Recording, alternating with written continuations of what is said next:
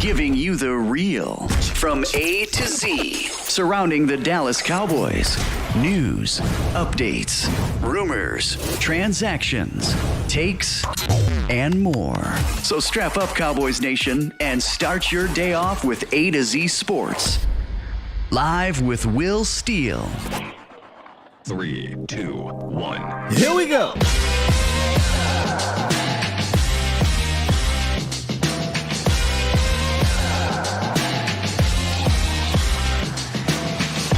Good morning, good people.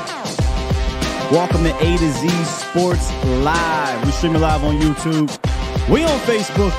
And of course, I am your host, Will Skywalker Steele. Boom! The initial 53-man roster has commenced. We call it the false 53 because it is the false 53. But we will talk about that false 53 in a mere 5 hours or so. It will be the true 53 and the true 69. And we'll get into all of that probably tomorrow. But today we want to take a look at this false 53 and see what moves need to be made and see what light is shed on this specific group. And it's not necessarily a position group I'm talking about either. It's an entirely different thing, and we've seen it going around on the interwebs, and we'll talk about it here as well. A quick update on what is to happen over the next, really 24 hours. 11 a.m. Central. Teams have till then, 12, p.m. Eastern, to claim anybody that has been waived from any team. That is available, by the way. Released, waived, what have you. Teams have then to do that. Once that happens, that's when you'll start to see practice squads come together. And obviously, if you claim someone, they're on the actual 53. So there is no practice squad with those guys. But we'll probably start to get some of that, and it may leak. It may start to leak through during the show. And if you see some of that leaking through during the show, we got to get out of here at a decent time of day, not 11, 12 o'clock today. Then go ahead, let me know. Drop the the breaking news, and we'll hit the breaking news for you. Where is that at? There we go. Yeah, we'll hit the breaking news for you. But we've got a lot to get into today when breaking down the initial 53. And then in the roundup, we have some injury news as well. And that's one way to get rid of Boss Man Fat. That's one way to do it, man. That's one way to do it. So we'll talk about that as well in the roundup. What's good, Bomb Squad? Bomb Squad! What's happening with you? You still got that button? I don't got that button no more. That's interesting. All right, let's get into this roundup so we can break down this roster as it stands. And honestly, the surprising thing to me isn't really the who was cut or whatnot. The surprising thing to me is there's not much gymnastics I think that'll have to happen. Maybe a little in regards to say ouch, and we'll talk about some of the questions from yesterday. But it's more so one specific group that we're worried about depth-wise. If they handle that, I think we're pretty much fine here. But we'll get into all that in a little bit. Let's start off the show with the first block. It's time! It's time! It's time! It's time! It's time! It is time for. It's time for the morning roundup. Round 'em up, boys. Let me talk to you.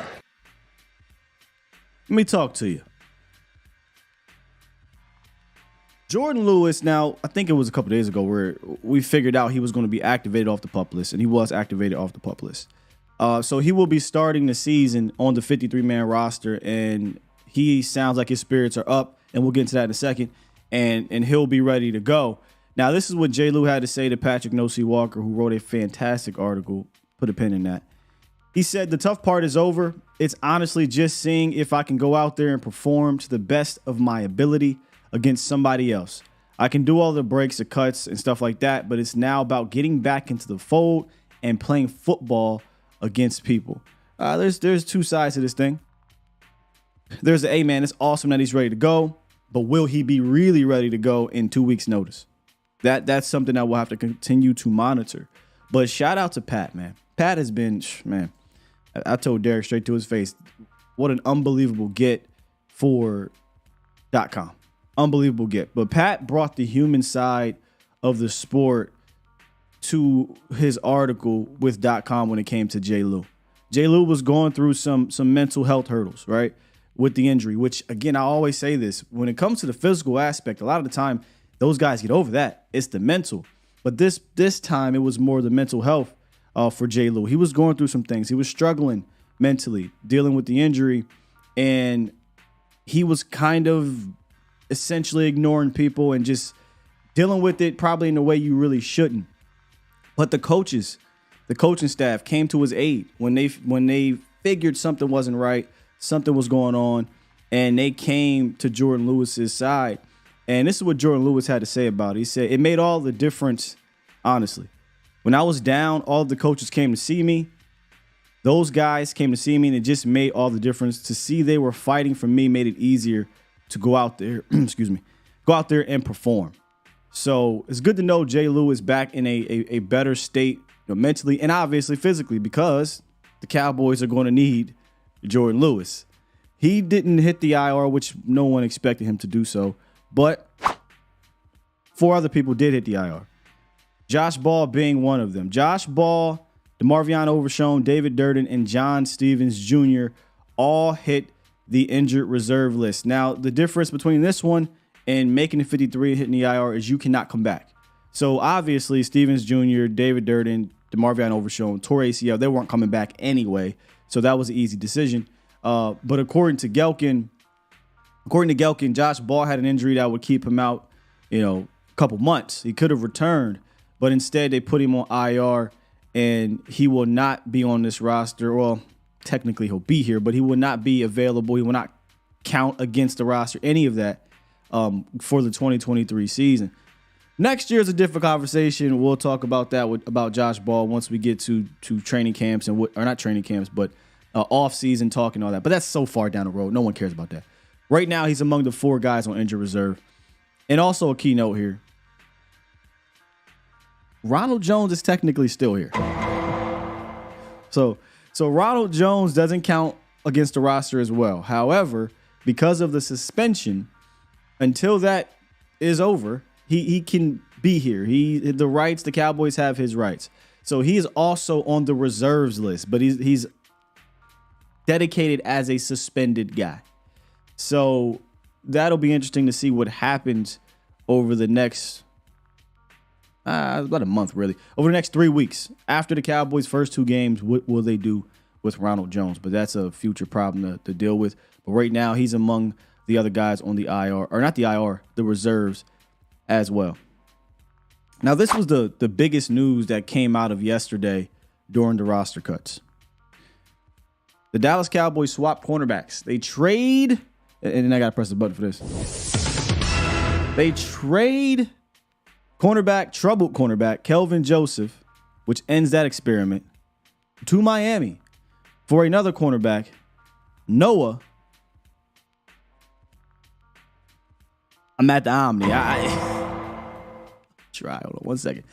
Noah Igbenogany. I got it. They traded Kelvin Joseph for Noah Igbenogany. Here's the background on Noah Iggy. That's what we call him. The first round pick out of Auburn. Obviously went to the Dolphins, right?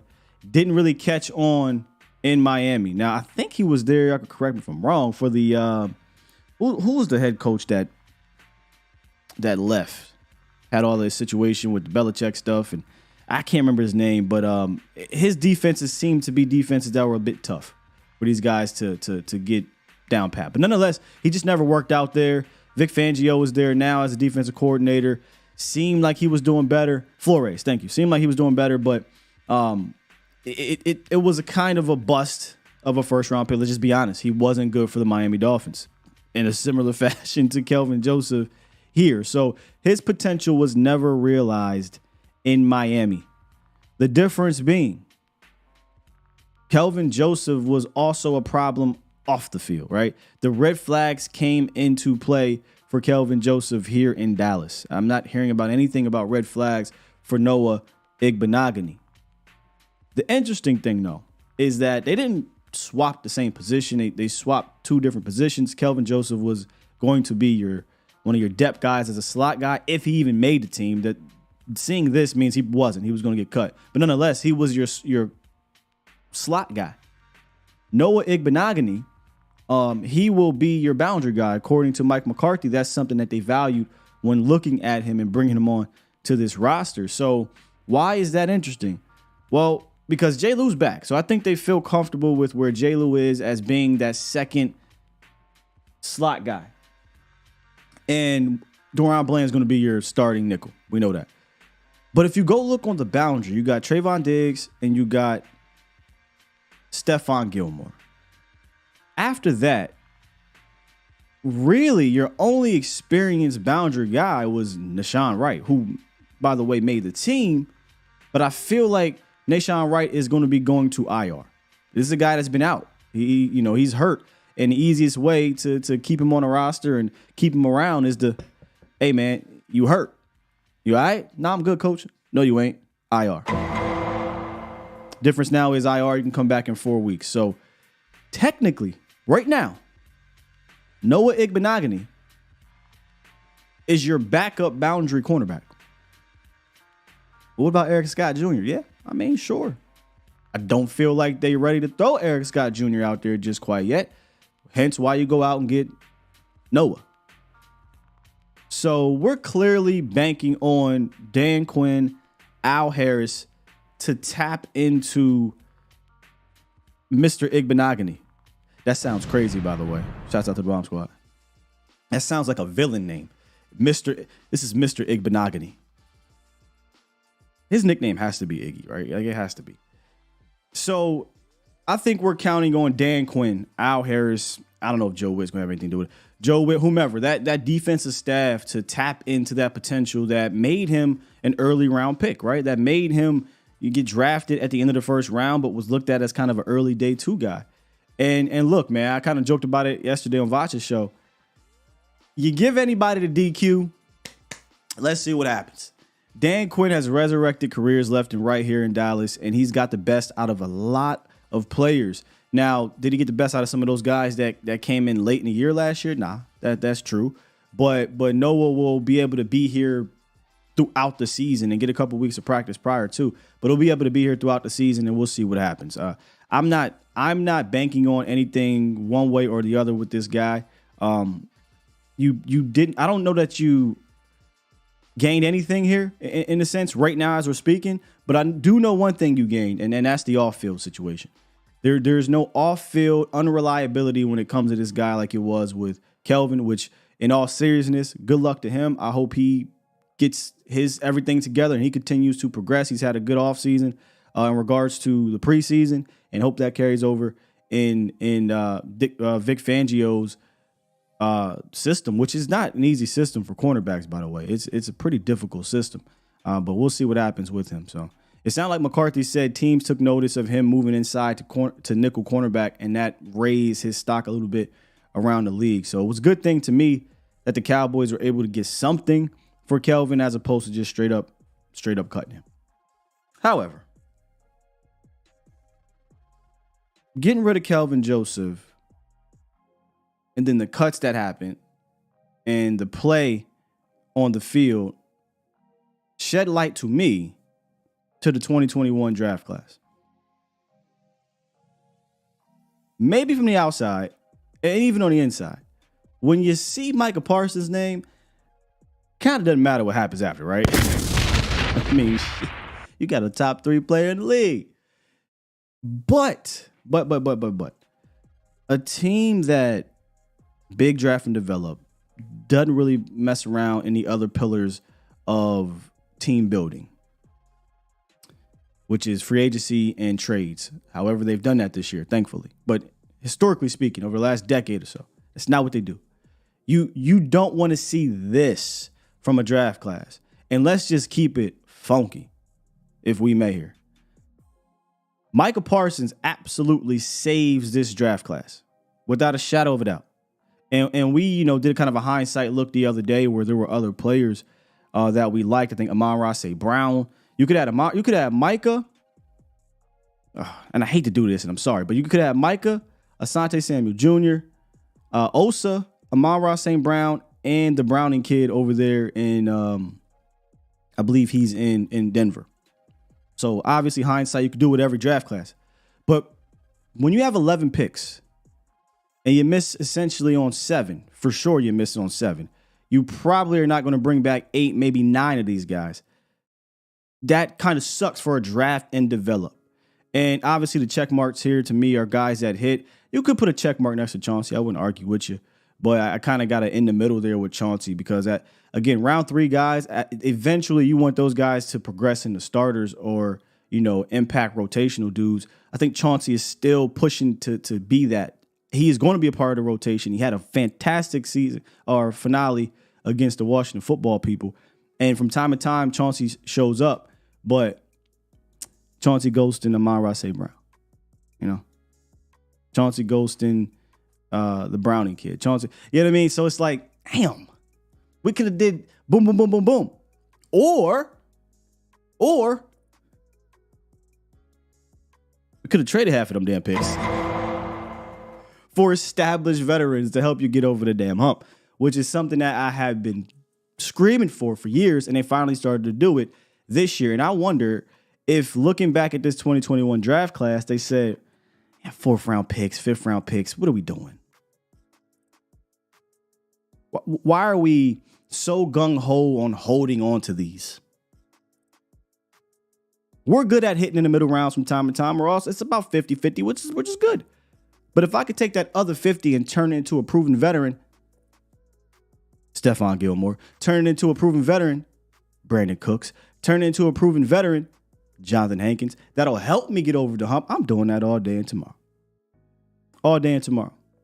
So after these cuts went down, I immediately went back to the 2021 draft class and said, boy, thank God for Micah. And I'm a big Osa fan, but Osa wouldn't have been able to save this draft had Micah Parsons not been here. He wouldn't have been able to do it. So maybe this is kind of one of those lessons learned here where they may have already learned their lesson. That's why you went out and you got these other guys. And you have to understand, this is the first time, well, not the first time. This is the 4th consecutive year, and we'll get to this in a second. If you look at one of my questions from last week or from yesterday, will the Cowboys cut a draft pick? Because they don't do it. And they didn't. All the draft picks made the team again. And this is the 4th consecutive season that has happened. It's been 5 drafts ago was the last time they cut a draft pick that they took.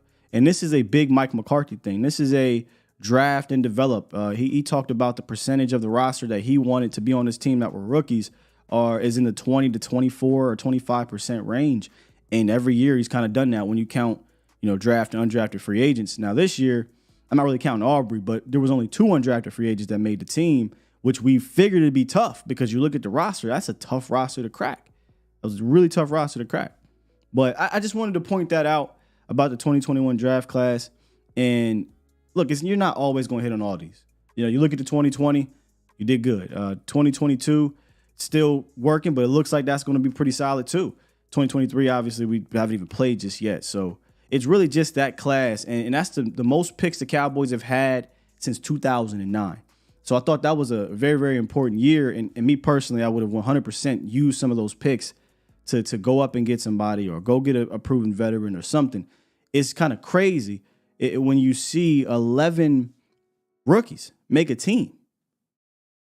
11 rookies made that team, and it was kind of wild. But I wonder how it is around the league. I'm gonna be honest with y'all. I don't follow every other team's trends when it comes to drafting. Has any other team kept all of their picks 4 or 5 consecutive seasons in a row? I get it, a year or 2, 4 consecutive seasons in a row, every single last pick has been kept. And sometimes you're cutting maybe an undrafted guy that you want to keep, or sometimes you're trading away another guy that you want to bring back, and now that guy goes out and he's winning Super Bowls, and the other guy you traded for ain't here. But that's neither here nor there. Thought it was interesting. That's all. All right, before we recap before we recap the roster, we got one caller on the line. Let's get to that caller, kind of clear that if you want to call in. You can. 351-999-3787. And then we're going to run down this roster right quick and talk to y'all about it. What's good, 480? AZ all day in the house. AZ. AZ all day. You can write that down. So I'll be calling back because I love your show, man. I see Thank you, brother. 105.3, then on Vox. You're going to conquer the world here coming up quick. So good job on you on the report out. Thank you, brother. So I'm doing math here. I see 7 corners, 6 safeties, and previously two linebackers from last year coming back. Jabril's out. Mm-hmm. So I'm looking at a 4-0 defense without the linebackers. So you say we're running a 4-7? A 4-0 defense with 4 linemen, and 7 DBs. What the hell? Talk to me. I'm just throwing that out to you because they stocking all these DBs, bro. What's going on? What's Quinn doing? If I had to guess, there's two things to this. Actually 3. And let me try to remember them all. Right. So number 1, we're not done. Mike McCarthy, if you go listen to the press conference, Mike McCarthy just kept saying, "Hold up, wait." Mike was like, "Hey, y'all, chill." I got that. He was like, "Look, I don't even know why I'm doing this damn press conference today because I got to come back." He said that on the center, though. Yeah, you know that, right? He said that. I ain't he giving said up it on what center. He brought it up again on linebacker. He basically is saying, "Look, it ain't done. Things will come to play. We can't tell y'all nothing. We can't because if I tell you, you're gonna run and put it in the media. Don't give it away. Right? Exactly. So I'd have a hard time imagining them carrying 3 off-ball linebackers into the season. So either somebody's coming back on the practice squad, or they're going to claim somebody. They're going to sign somebody. That would be my biggest bet on what's happening with the roster right now. They will sign or claim or bring a linebacker back to the practice squad. So I'm tripping that they only carry 3, but I'm not tripping that they'll ignore it completely. That's number 1. Number 2, now that doesn't mean they're going to carry 6 or 5, because I do think there was something to Dan Quinn utilizing the safeties as a linebacker. So I think that is he loves safeties and he loves that team. That group. It's a new wave, bro. Go ahead. It's a new wave. You know, teams are, man, coaches are smart. Coaches are smart. They understand how to take advantage of mismatches. Dan Quinn, low key, and look, I could be wrong here. I'm not saying he's a clairvoyant, but this all started to me, DQ, back in Atlanta, where you noticed him getting super athletic guys at the position. Granted, they still were linebackers. The tall kid that went to Green Bay, Deion Jones, right? The other kid that went to Jacksonville. These were all super athletic, fast linebackers that can cover some ground and cover in general. So Dan Quinn kind of noticed what was happening with the league. And then he tried to switch it up and bring, what's the dude? Keanu Neal. He tried to bring him down to play some linebacker. Didn't work out. So there is something to it. So maybe you don't have to carry so many linebackers anymore in today's game. But damn it, you got to carry more than 3. I mean, sheesh. Well, I'm loving what I see. I was watching every aspect of yesterday's cuts and waves and bringbacks and all that, and so I'm thankful that we got Quinn. I trust Quinn. NQ, I trust, absolutely. I'm just anxious to see what he's going to unveil. I think it's going to be something to behold. I'll leave you with that, good brother. Keep doing what you do, and AZ in the house. AZ all day. Shouts out to you. Almost slipped up and said something about in a positive way, AZ, in a positive about AZ, not Arizona in general, but you know, there's a natural supplement that comes from this earth. Boy, let me get into this damn. Let's go to this 53-man roster breakdown. Let's start with the quarterbacks here. Nothing surprising. By the way, before we get all the way into it, simple question. Were there a bunch of surprises to y'all? It wasn't a bunch of surprises to me. The only surprise to me was Isaiah Land. Let's just be real. I thought Isaiah Land did enough and was going to make this roster. And that's the one person I think they're taking the biggest risk on. Other than that, I don't think there were a ton of surprises on this roster. And just like I said in my tweet the other day, I'm not really tripping of those who don't make this team because of the waiver wire, because of who can come back to the practice squad and things like that. Your roster is like 95 to 98% set. You're really squabbling over the last 3 positions at the very least. So I don't think there was many surprises to me, but Land was the big one. Land was the big one for sure. All right, Q's. Dak Prescott, Cooper Rush, Trey Lance, pretty much expected that to happen. What will be interesting to follow, though, is the development of Trey Lance. Is there a point in time in the season where you would ever call him up? When I say call him up, I don't mean he's going to be on practice squad, and elevate him to quarterback 2. And you might say, well, why does it matter if he's available on game day? And I got to do some more digging on this rule. But if Trey Lance is designated as your QB3, right, the emergency quarterback, Trey Lance cannot be involved in any type of packages unless both of those quarterbacks go down. So while we think initially you're like, hey, man, he could do some red zone things, some RPO things. Yes, only if he's quarterback 2. Only if he's quarterback 2. So, and again, the reason I want to dig is because is that rule a firm rule in the sense of you can't have 3 quarterbacks in general on game day? Like, can I have 3 quarterbacks and then designate somebody else as an emergency Q? But I think what happens is you can only carry 2 initially on the roster and then initially on game day and then designate the third one as an emergency. And if he's an emergency, he cannot play unless the other 2 go down. I think that's very important when thinking about a role that he could potentially have on game days. That's very, very important to think about. So can he advance to quarterback 2 at some point? Maybe once we get past the bye week, maybe once we get, into the double digits of games. I don't think early on, though. Not enough. He did speak with the media, said some good things. He's excited to be here. I'm excited for the kid. When you listen to him and you listen to what Jimmy Garoppolo said, Jimmy Garoppolo was like, man, I don't know what the hell they doing over there with quarterbacks. And the guy followed up with, do they run? How do they run things over there? He said, you tell me what it looked like. It's a damn mess. So shouts out to Trey Lance, who have a chance to learn behind Dak Prescott, Cooper Rush, and Mike McCarthy.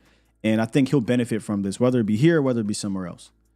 Running backs, Tony Pollard, Rico Dowdle, Deuce Vaughn, and the majestic beast, as somebody in the chat said, Hunter Lipke. And here's the important part right here, fullback. The top 3, I think, were set in stone. Obviously, Rico and Deuce did not dress. They were clearly playing. It came down to whether you were going to carry a 4th actual running back or a 4th fullback, which is the 1 fullback. And I want to get to the parentheses part of this. And I'm going to go back to my original line of thinking with Hunter Lipke because it'll make everything make sense for me. Originally coming in here, he was one of 2 undrafted free agents that I thought had a shot to make this team for 2 reasons. The other one was TJ Bass, which we'll get to in a second, because of the interior line. There wasn't a bunch of depth there. And then Hunter, because of the history of McCarthy, right? Fullback. We talked about him being a mesh between John Kuhn and Kyle Juszczyk and all of that. Then preseason happened and training camp happened, and we didn't see any of that.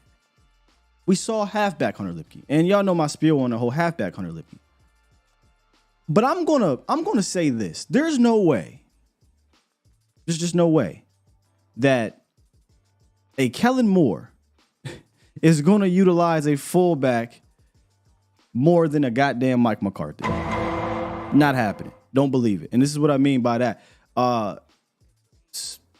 McEwen, right? He played 35 to 37 snaps. I can't remember the exact number at fullback last year under Kellen Moore, right?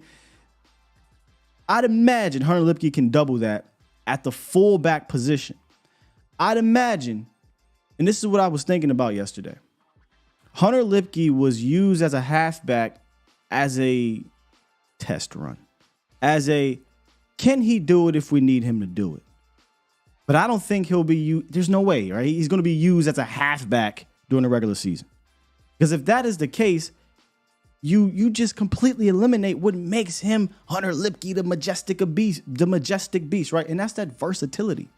The ability to go do fullback things, the ability to move around, the ability to leak out the backfield when teams think you're going to run and you got a play action and, oh, damn, I forgot about a Hunter Lipke because I'm worried about Tony Pollard or I'm worried about Jake Ferguson. I'm worried about the other wide receivers out there. So I can't fathom that he will be used like he was used in the preseason. And then that made me say, McCarthy's done this before in regards to playing things close to the vest. He's done this before. However, I'm not going to fake the funk and act like the last game that he had against the Raiders didn't help him get on this roster. And that's one thing McCarthy said. He said, it sucks that having 3 games, you don't get a chance to see all these players. And you need some of these guys to go out there and prove themselves. And that's what he did. We had a conversation with somebody on the phone yesterday, and I was like, he obviously went out there in that last game and did enough, I think, to garner making the team. Now it's about the role. And I got to go back to my original line of thinking, and that makes everything feel better for me. My original line of thinking is this guy's going to come in here and be fullback, move around, used as a H-back / tight end sometimes, detached lead guy. That's what he has to be used as if he's going to be on the 46. Because if he's going to be just halfback guy, you likely don't activate him. Now, I don't think you're going to carry him and not activate him if you're only carrying 3 tight ends. So that's my take on Hunter Lipke being here. It goes way back to the original thought process of Hunter Lipke. He's going to be your fullback.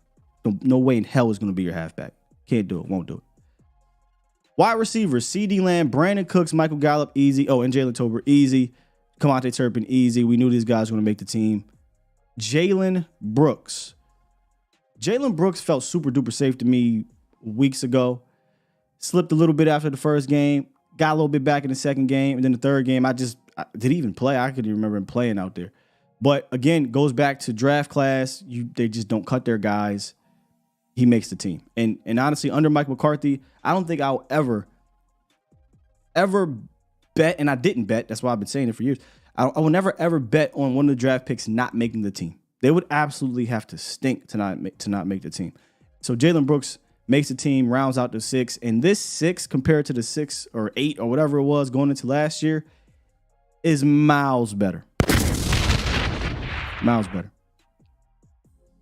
Tight ends, they roll with 3 again. Last year, they rolled with 3 going into the season. Jake Ferguson, Peyton Hendershot, Luke Schoonmaker. Easy decision here. Shawn McCoy, I think he'll clear waivers and he'll be back on the practice squad just like he did last year.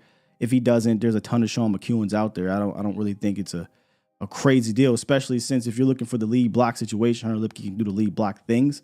But they definitely are going to want to have a tight end or 2 on the practice squad, likely 1.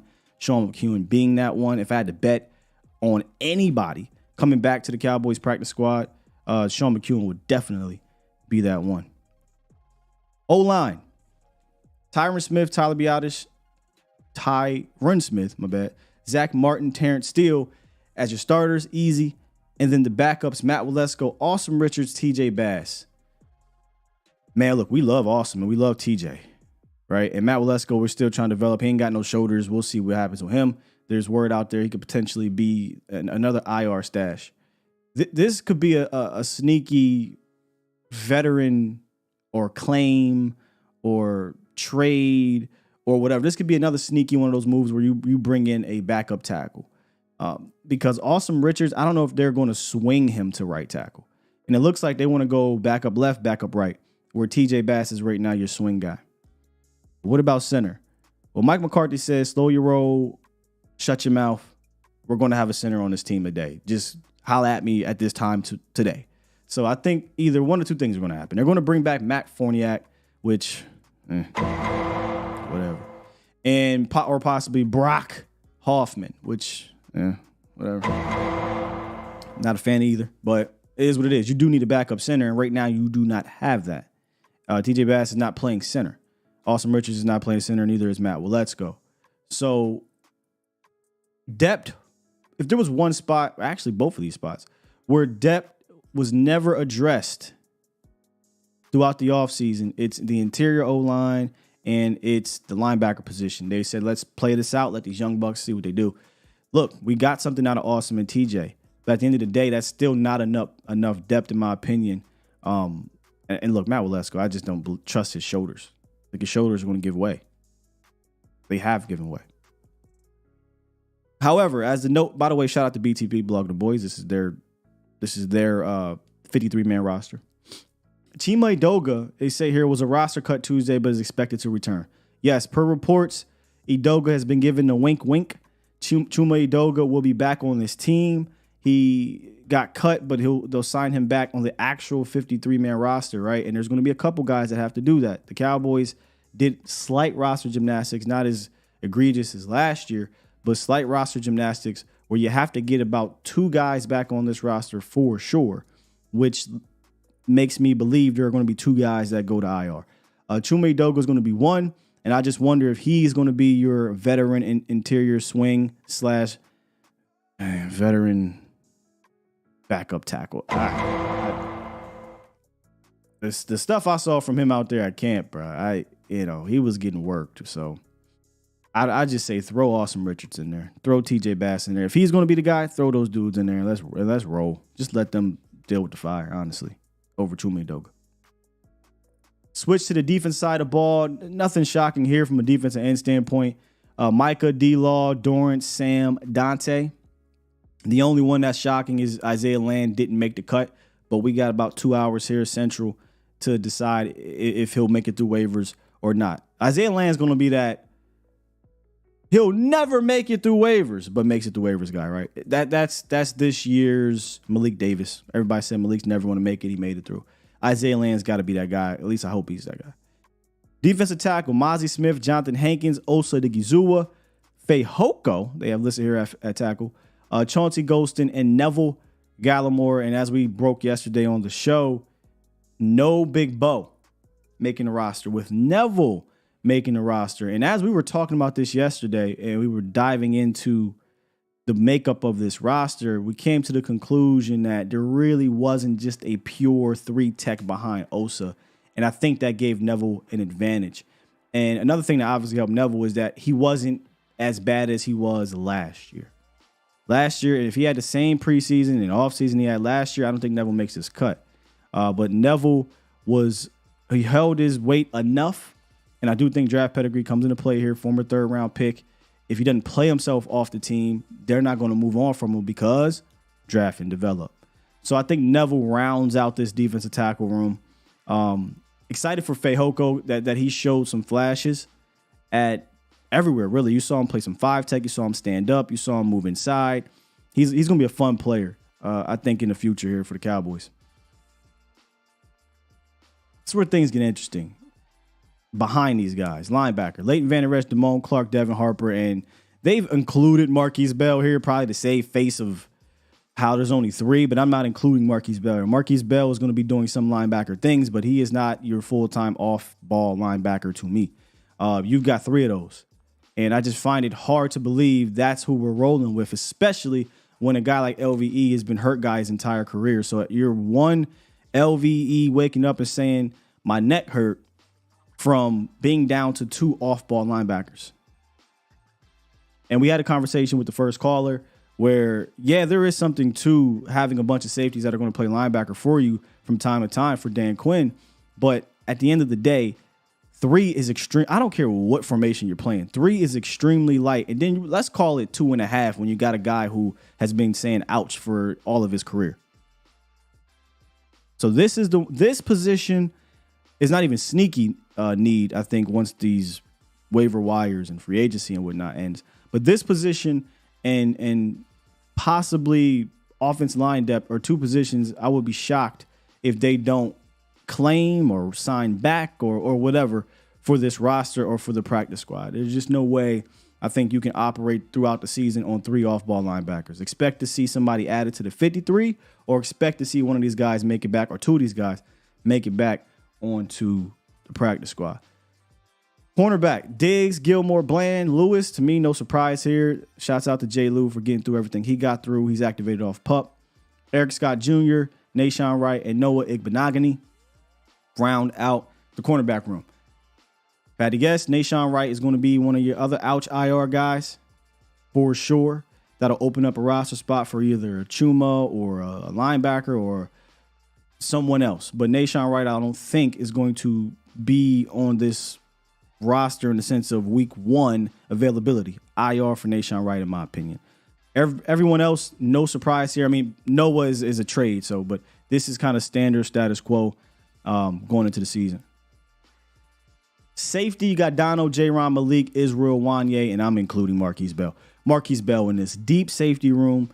I don't remember the last time the Cowboys carried 6 safeties, but times have changed with Dan Quinn, and times have changed in general at this position. We might need to screenshot this, take a picture, frame it, just in case Dan Quinn leaves this team, because I don't know that we'll see another time where the room is this deep.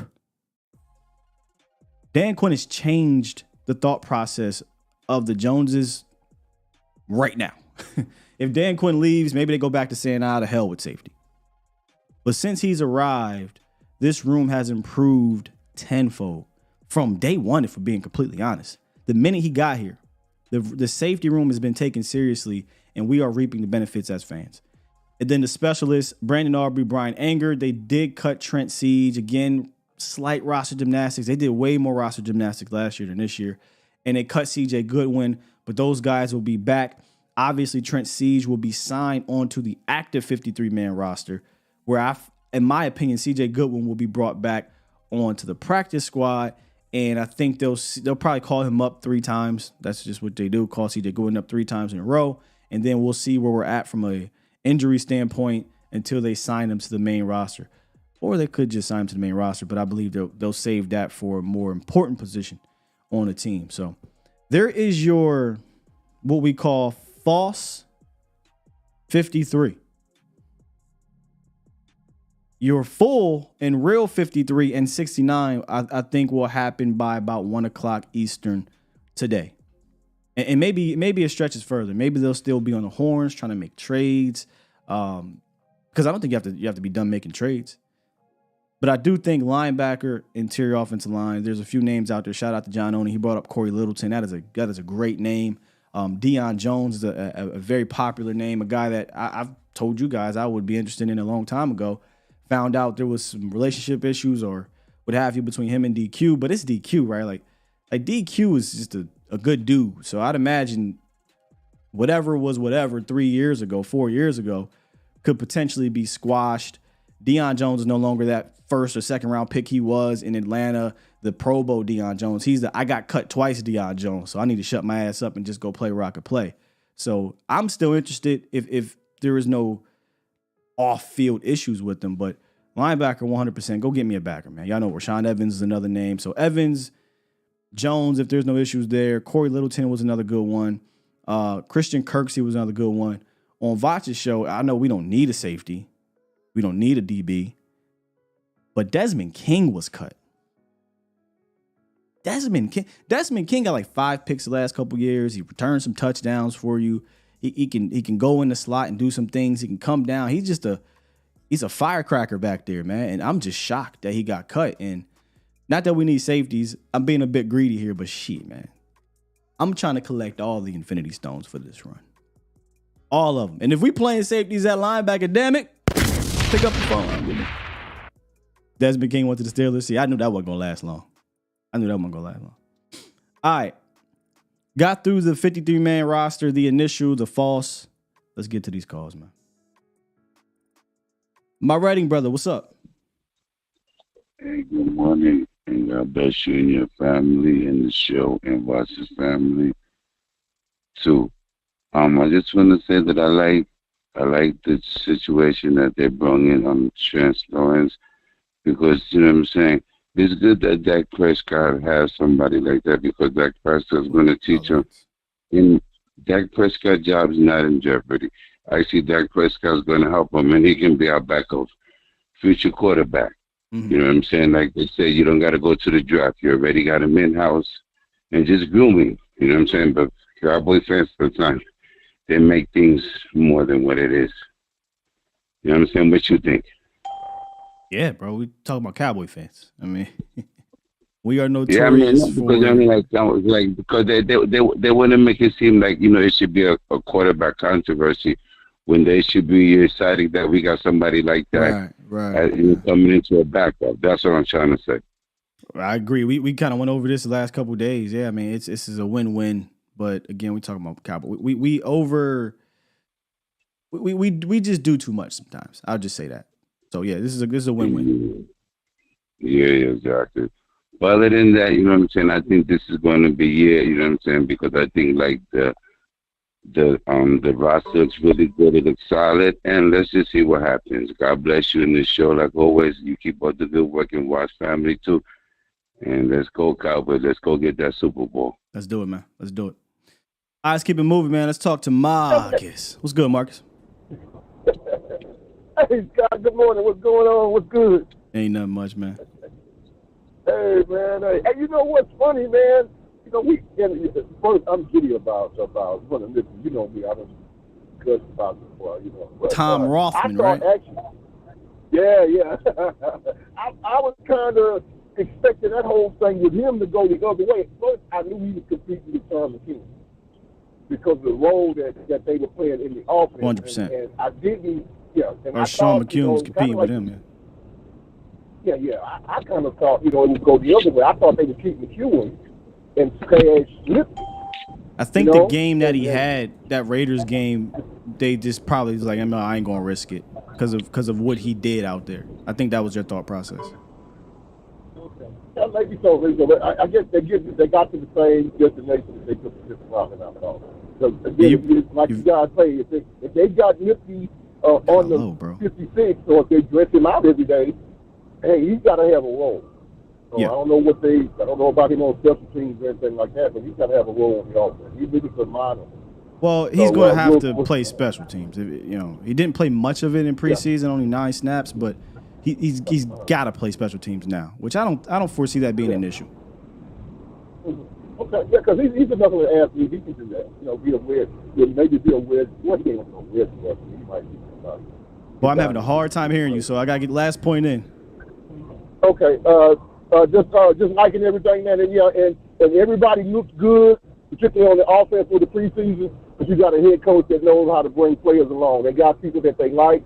They knew how to showcase them, and that's why we mad about everything, because we don't feel like we missed them anything. That's more than being homer. That's us having some competency and seeing that translate from the decisions the coaches make to the way the players play on the field. So can't wait for us to get started, man. Talk to you later, Scott. All right, my man. Appreciate you, Marcus. Yes, sir. I ain't talked to my guy B in a while, man. Brandon from Frankly Football. What's up, B? Let me lock this up. What's going on, Scott? The conference has been locked. What's up, man? All right, so I believe that a common theme with the offseason this year is the front office kind of doing the unexpected. And we've seen a lot of that the last few days with them doing a lot of the trades. You know, Trey Lance, the Noah, what's his name, trade. Don't make me try to pronounce his last name and all of that. Oh shit, the unexpected was Cooks and Gilmore. That's the unexpected. Yeah, hey, look, and it starts even there, right? So usually the team will prioritize re-signing their own guys for the practice squad and refilling or retooling the 53-man roster. But I kind of want people to kind of think differently, you know, get a different view of the painting, if you will, and humor me with that. I believe that, you know, with cut day having just passed, I think that the Cowboys would look outside to refresh their roster, especially in position groups where they went short, like offensive linemen and linebacker. You know, for example, you just talked about the Texans having a wealth of defensive pieces, like Christian Kirksey and Corey Littleton, that linebacker position group, where we went very short. BTB tried to fill that group in with Marquise Bell. I got to laugh at that a little bit.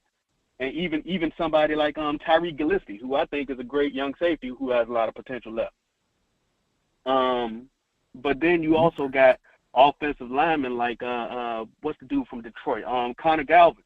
And yes, Corey Littleton also, who just got a lot of you. That guy I'm interested in. No, not Corey Littleton. Greg Little. There we go. Greg Little, who also got just released from Houston. So you got a wealth of guys who just got relieved of their duties from different teams around the league, who I think Dallas might uncharacteristically bring in. What do you think about that?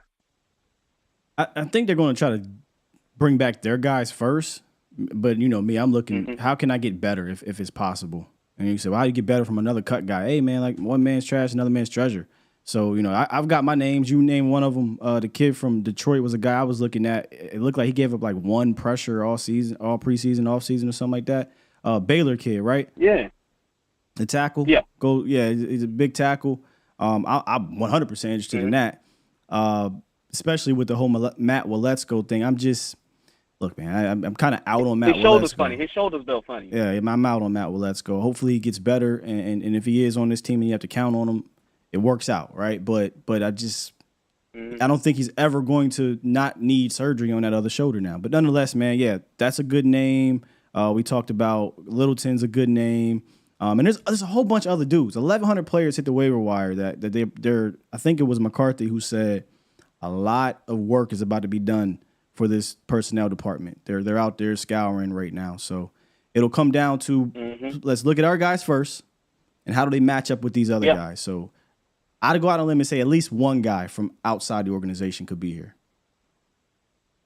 Yeah, absolutely. I think that McCarthy kind of put the writing on the wall with that by saying that things ain't done yet.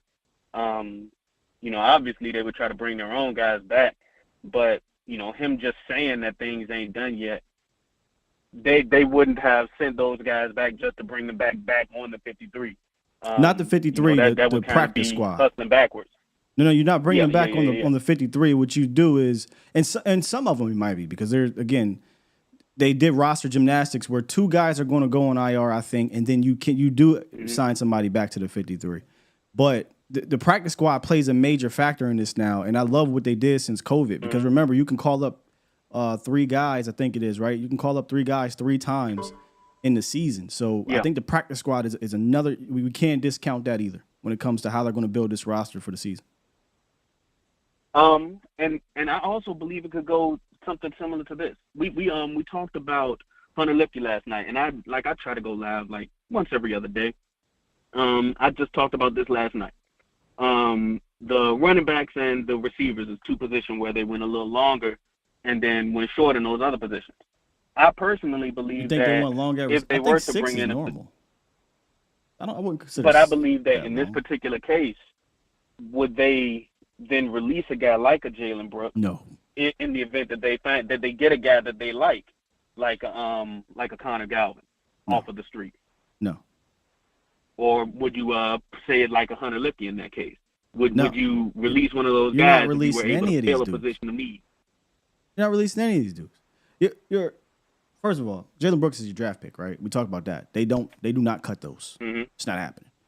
You're not gonna put Hunter Lipke on the initial 53 to cut him. He still has to go through waivers because he's not a vested veteran. So that will kind of be hustling backwards to me. Again, you have the IR thing. So let's go, right? Nashawn Wright. Those are 2 candidates that they can put on IR to open up roster spots without cutting a Hunter Lipke or without cutting a Jalen Brooks. And if you look at the Hunter Lipke acquisition or roster spot as 3 running backs, 1 fullback, I think that changes. We got 4 running backs. I think if he is used as a fullback, right, as a legitimate fullback, that's a fullback and then 3 halfbacks. So I wouldn't even look at that as going long. I will look at it as I got 1 fullback and 3 halfbacks. So, and 6 is normal. 6 wide receivers is normal for the Cowboys. So I don't think they necessarily went long at those positions, and I don't think they're going to cut them. That would shock the hell out of me. If they put them on a 53, then cut them after that, and they're going to go through waivers anyway. That's fair. I can understand that. any other positions where you think that they did kind of go a little longer than normal or necessary, whatever word you may feel safety, the use corner. for that. That's 6 and 7 at safety and corner is long. That's long. Well, bro. I'm not sure. I'm not sure if 7 is even the right number to use just because of Nation. I think he might, just like you said, be an IR guy eventually. Sure, but sooner rather than later. But they that's 7 though on the roster currently. They could have just flat out cut Nation right, and it would only been 6, and they had an extra open spot. So. Yeah. All right. Well, shoot, I think that's all I got, Sky. I think that's all I got. You mind if I plug myself? Of course, always, B. All right. I am Brandon, one half of Franklin Football. Me and my cohort, Set It Off Chris, we talk Cowboys fairly regularly. Try to go live at least, once every 2 or 3 days, and also put up content regularly. Check us out.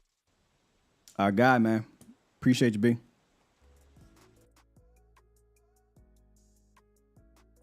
Yeah, I think, if anything, 1, 2, 5 right there, 6, 7, 8. I think they went short at offensive line. I think in years past, they've carried more than 8. More than 8. I mean, and they're dedicating junior as 1, 2, 3, 4, 5. That's long. If we use the BTB method here with junior being Fehoko being the tackle, 6 defensive tackles is long. That's long. So they got slight roster gymnastics to do today. Likely you put 2 guys on IR. One of them will be filled by Trent Siege. Pretty sure.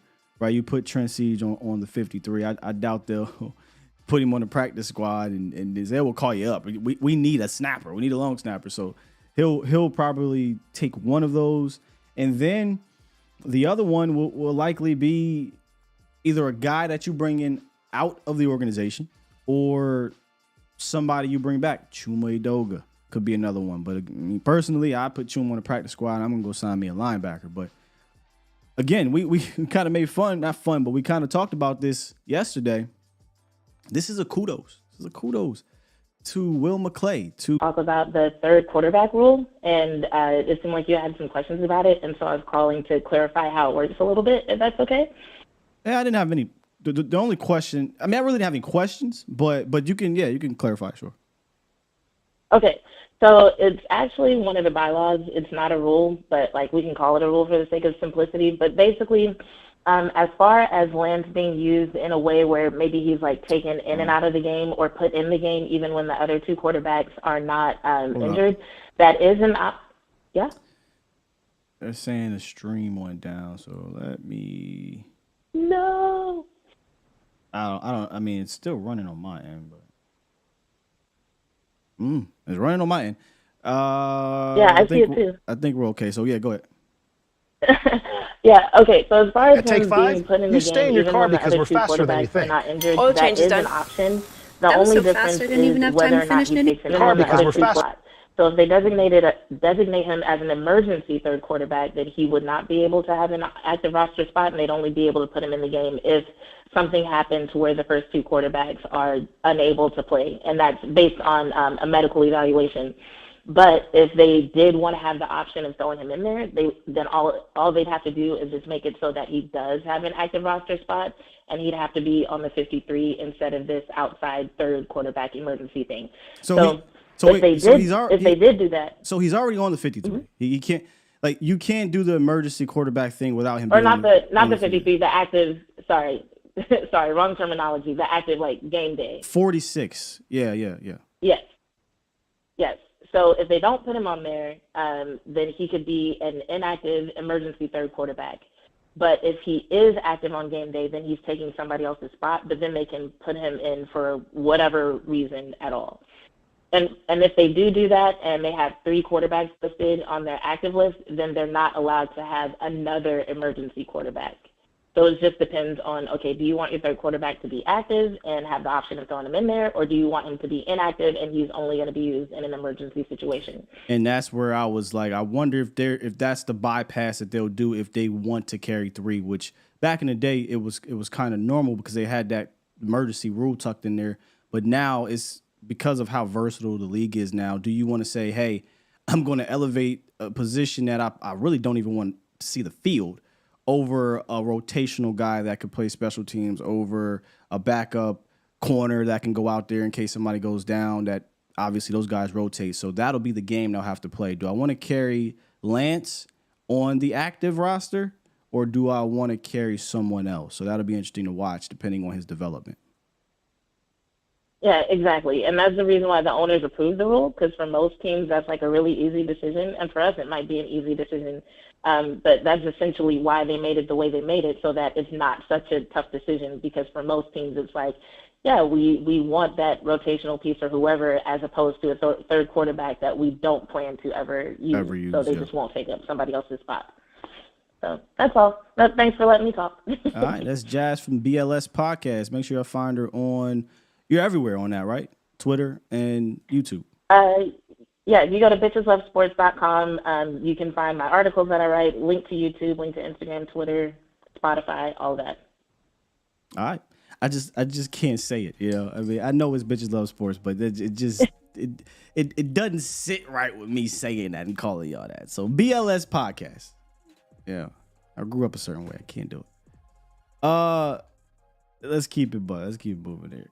Klebo, what's good, Klebo?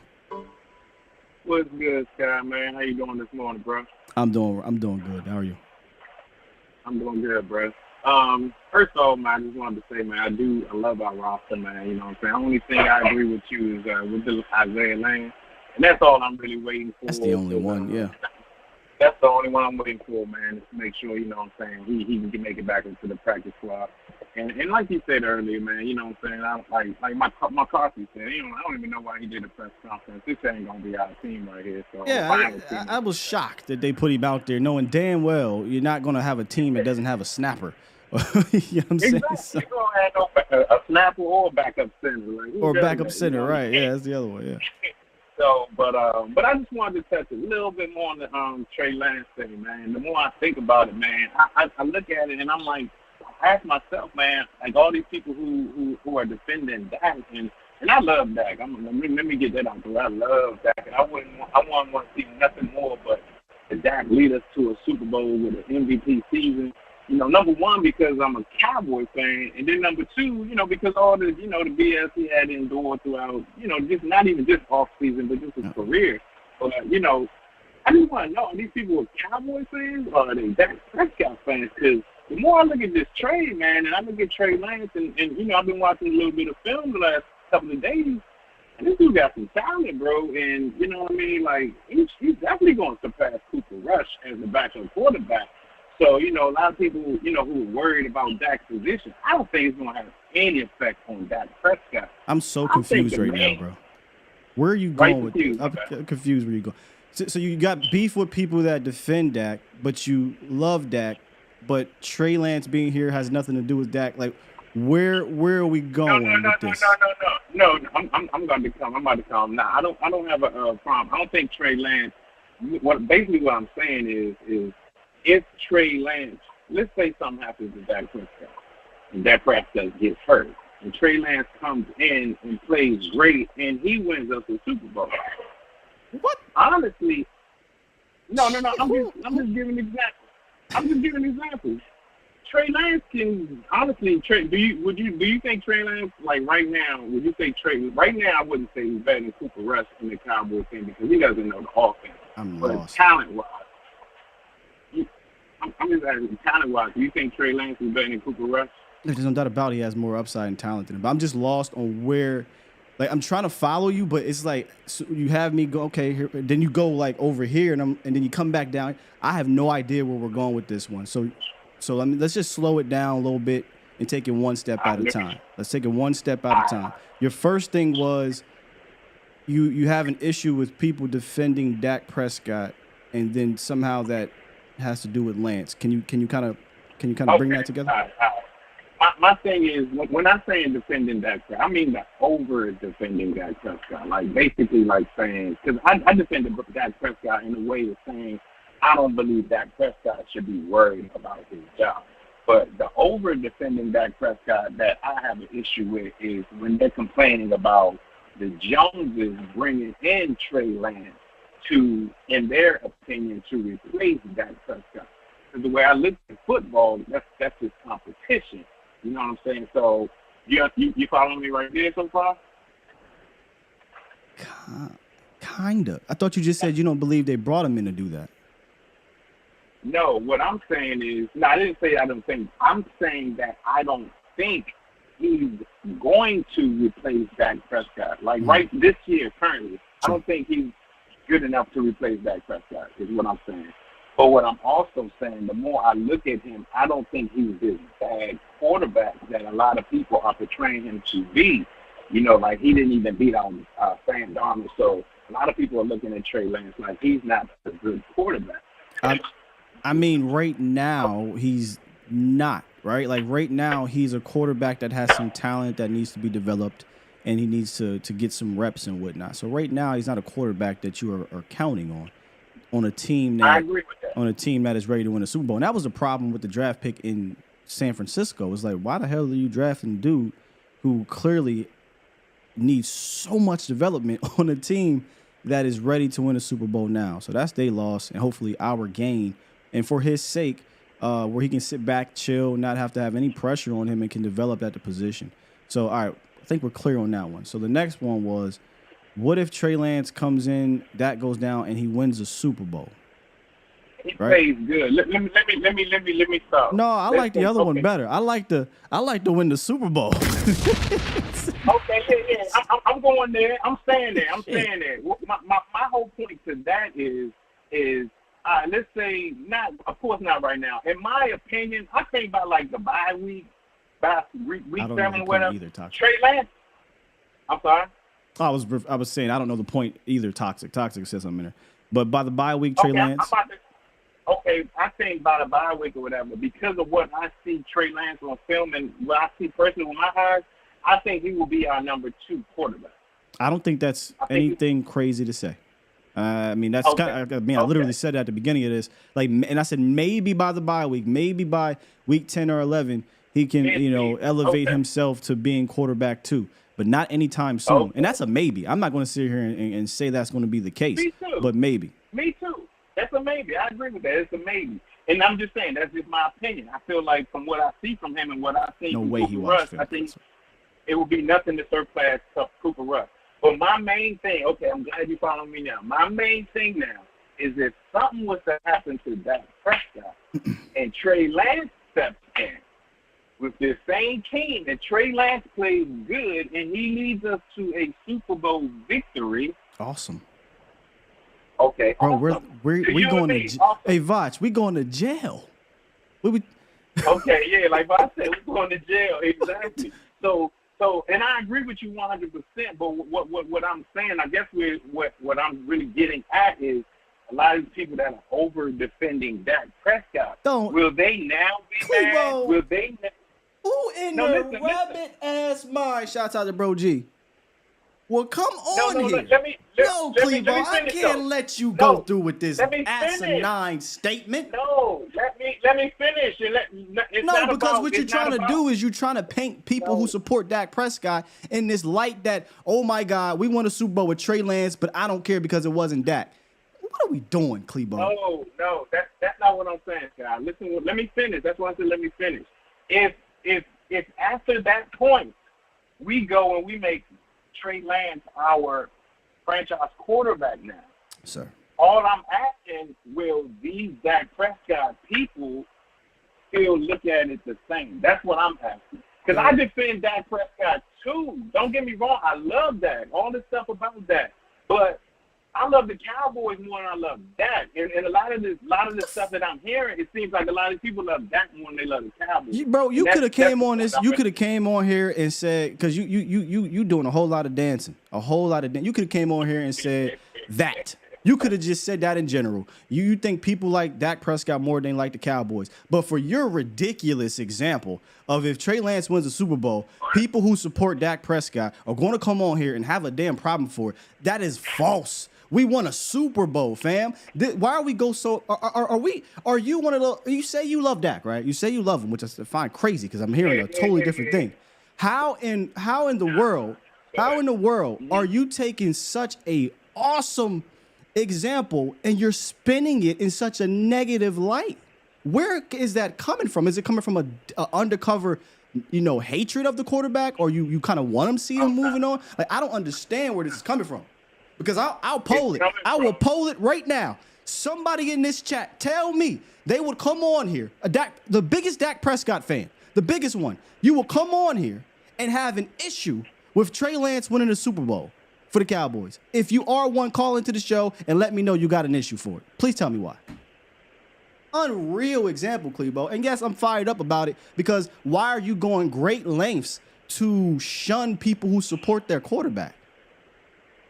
I support my quarterback too. I just think some people just overly like with this whole, in my opinion. You mean what you're doing right now? You are going so far left to shun people who support the quarterback. Are there extremists? Yes, Clebo. There are extremists on both sides. There are people who overly hate him, and there are people who think he does no wrong. I don't live in those worlds. I don't talk to you guys like about those people who live in those worlds often. I think that's easy to do, right? Like I don't do that. We try to keep it a bean here. What you're doing is extremely extreme for people who support that quarterback. So I have a problem with that, because I support the quarterback, but ain't no way in hell I'm about to sit here and be and moan. I gotta let you go with that beep right there, bro. Okay, I'm not gonna be and moan if Trey Lance wins a Super. I'm gonna be honest with you, I don't care what happens after that. Are you kidding me? I might literally be in jail for a year after that. And I agree with you, Scott. And I'm not directing this to you, because I don't look at you. I hear you talk every day, bro, and I hear how you come at it. You, as a Cowboys fan, you want to win. You defend Dak Prescott. I understand that. But if something is fair, I defend Dak Prescott from extremists. I don't defend Dak Prescott from his mistakes. That's two different things. That's what I was about. That's what I was saying. When it's fair, you don't defend Dak Prescott. But there are others who do, and that's why I am confused. Like, I really have that question. Do they want to see? Are they the type of person that Trey Lance comes over here? Do they want to see Trey Lance fail because they love Dak Prescott so much? Maybe I should have asked it that way. Because as a Cowboys fan and as a Dak Prescott fan, I want to see every player on our team succeed. I want to see every player on our team be great, and I think competition is good for the room. Once again, I don't think none of this will affect Dak Prescott, but in my opinion, the way I'm like, when I'm looking on Twitter and I'm reading certain comments, it seems like they don't want Dak Prescott to have any competition. The Joneses are bringing it. They don't like Dak Prescott. I don't even think that's true. I just think it's a negotiation. They don't like his agent. You know what I'm saying? So that's just my opinion of the thing. And when I'm reading all this stuff on Twitter, that's why I went where I went. You know what I'm saying? Like, all right, I'll end it this way. You're just going to keep going. It's just you're just throwing up words at this point. I will end it with this: the extremism that you're speaking of does not exist that way. That is, I don't agree with you. I think the extremism the other way is true. I think people 100% want to see Dak Prescott fail more than they want to see this team win. I guarantee you, if that were the case, there will be people on there saying, well, we won despite of Dak, get rid of him. Well, or they'll just be quiet. They won't even come on here at all because they won't be able to enjoy it because they've put so much energy into hating this man and wanting him off the team and saying he sucks and saying he can't do it and will never do it. That actually exists. The other side, I haven't seen the other side of people saying, I openly want him to fail or anyone else to fail because Dak Prescott. And I'll leave it at that, Clebo. Appreciate you. That's cool, and we can get off. Yeah, I gotta let you go because we'll just continue to go round and round in circles. But that is such an extremism. It's such an extremism, man. And I don't feel like going back into this whole Dak thing, but the reason why people have to defend the guy is because we're defending against the negative extreme. The sucks, the can't do it, the, so far left, as opposed to, let's just talk ball.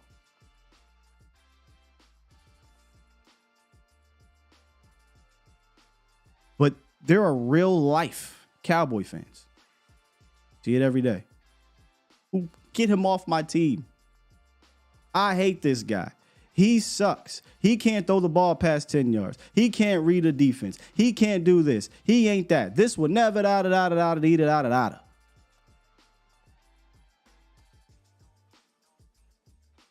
What an example.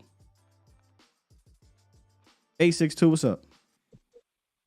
Hey, how you doing, Mr. Scott? You want to take a woosah moment? or I can ask my question. Because that was ridiculous. You're right. Let me take a woosah moment. That was ridiculous. We about to be upset because we won a Super Bowl with Trey Lance. Yeah. Shit, build him a statue. For all I give a damn. That's ridiculous. But anyway, first of all, that came in as the top 10. So we will leave it as that. But anyway, I want to ask you a question because it's about the running back, Mr. Hunter. I truly believe that he's going to play a couple of games, not fully, because we got Pollard and we got Rico and also we got Deuce. My question to you, and this is what I think Mike wants to do with him, is use him as a specialist on the 3rd down and 1 or maybe a 4th and inches, like Philly have their little group thing when they do that 4th and 1. And I believe that that's a big thing because you can have Deuce in the backfield also with Hunter on the 3rd down and 1 or maybe 3rd or 4th and 1 or inches. So what do you think about that? I mean, again, I've kind of went back to my original thought of him, which makes this all feel much better, right? He's a fullback. So an original thought process was if he's going to play fullback, we know he runs the ball. He did it in what's the name a lot. He can catch out the backfield. Right. He can move around. And, yeah, those are if he's going to be your lead backer, there you go. I mean, it shouldn't just be with Deuce Vaughn in the backfield. It should be with any of those dudes. Well, in the backfield. That's true. Anybody, right? Like Rico, TP, whomever, Get him in there. You can either hand it off to him and get that one, or you can play action it, and he leaks out the backfield. When the last time we seen that shit? That happened in Dallas, right? A play action in the fullback. Richie Anderson, maybe? Leak out and catch a pass for a first down. Yeah. And what do you think about Davis? You think he might try to bring him back on the practice squad or just leave him out there? I mean, I would look, like I said, in my opinion, there's a whole bunch of these running backs that are out there. Right. So I would scour the waiver, or not even a waiver because they have to be on the roster, but I would scour if some of these guys clear waivers, I would scour the free agency market, and then see if I can get an upgrade from Malik. If not, then they probably bring Malik back. Yeah, and one more thing, I want to let you go because I know you got other callers. The situation to me, I don't think it's a situation with Trey Lance. I think what it is, Jerry Jones is looking at him as far as the future, and people not understand that. Dak is not going to be with the Cowboys. And I would say no later than maybe about another 3 or 4 years. All depends on the extension. All depends if he gets an extension. That's true. But there was a room at one time, because at one time with Cooper Rush, there was going to be an interview with Cincinnati. And it didn't pan out. But Cincinnati ended up taking Will Greer. You know that, right? I think it was Raiders, but I know what you're talking about. There was a storm that happened. It was Cincinnati and Raiders. Yeah, it was Cincinnati and Raiders. Anyway. Yeah, but where are you getting at, though? Oh, because I'm trying to see if anybody's going to pick up Coop, or he's just going to stay with Dallas as a second. You mean like next year or this season? Yeah, next year. Yeah, I think the hope is that Trey Lance can, by the time we get to having to make a decision on Cooper Rush, they feel confident in Trey Lance being your quarterback too, right? And then you can try to trade Cooper Rush, because I think that's what you want to do. You want to try to get something for his ass. And if you can't trade Cooper Rush, then you let him go. But that's the plan. That's the hope. You don't trade the 4th round pick for him to remain your 3rd string quarterback for 2 years. If that's the case, that means he's not developing, right? Yeah, it would be that way, yeah. But that's pretty much it. But, I think you continue doing what you're doing, and hopefully you don't have to be taking no Tylenols and no Midors and no... Oh, I said stop.